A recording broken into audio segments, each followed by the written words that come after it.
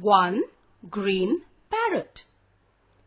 Popo the parrot is a little green parrot. He has many friends.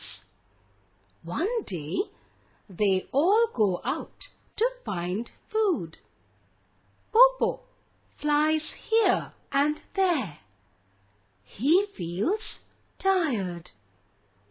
He sees a big mango tree. He loves to eat mangoes.